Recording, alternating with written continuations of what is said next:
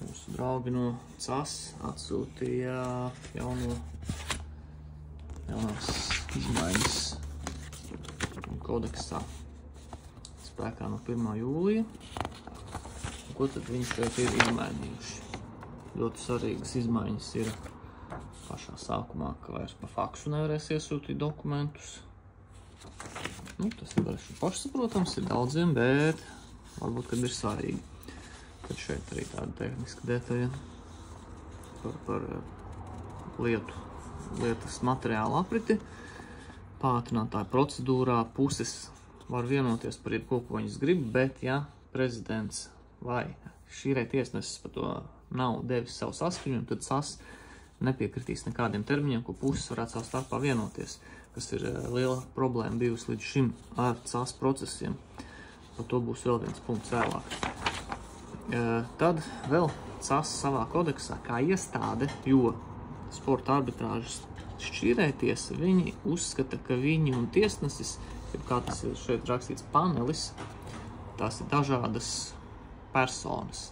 Šķīrē tiesnesis arbitrs, viņš ir tas panelis vai 3 personas šķīrē tiesneši, un CAS tā ir tikai organizatoriskā iestāde. Un arī šajā punktā ir tāpat atsaucis, kad vairs pa faksu nesūtīs savus nolēmumus CAS. Vēl viena no problēmām, kas ir varbūt vairāk Latvijā, ne tik daudz attīstīties valstīs, ka ļoti dārgs ir tas process. Šķiet, tiesnesim turpmāk būs jāņem vērā strīda, arī naudiskā izteiksme, cik tas strīds ir vērtīgs. Viņš nevar paņemt par nenozīmīgu strīdu pārāk lielu naudu. Protams, saprāt robežās, lai arī viņa darbs tik atalgots. Arī šeit ir maza tehniska precizēšana. Kas mums ir šajā lapā? Tāda arī vēlreiz, ka faks nebūs kā viens no komunikācijas līdzekļiem pieejams. Un šeit ir interesants labojums. Tad, kā vienmēr, CAS procesos ir problēmas ar sprieduma operativitāti. Citreiz jāgaida gads un vairāk. Jaunais precizējums ir tāds, ka panelis, jeb šķīrē tiesnesis vai 3 šķīrē tiesnešu komanda nodrošina, lai process būtu ātrs un efektīvs. Vecajā tekstā tātad viņiem bija paredzēts, ka 3 mēnešu laikā jādod operatīvā daļa, kuru varēja pagarināt līdz 4 mēnešiem.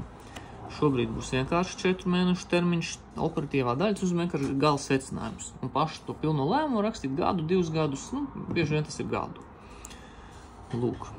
Un vairs nav nepieciešams tur prezidenta vai kāda cita CAS administratīvā vadītāja akcepts.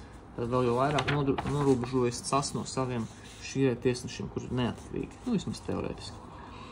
Tad izmaksu sadaļā, kā atsevišķa izmaksu pozīcija var būt, protams, protokolists, bet tad vēl ir šis te punkts, kad kādai no pusēm, visdrīzāk zaudējušai pusē, bet varbūt arī nevienai jāmaksā būs par ceļošanu un viesnīcu CAS konsultantam.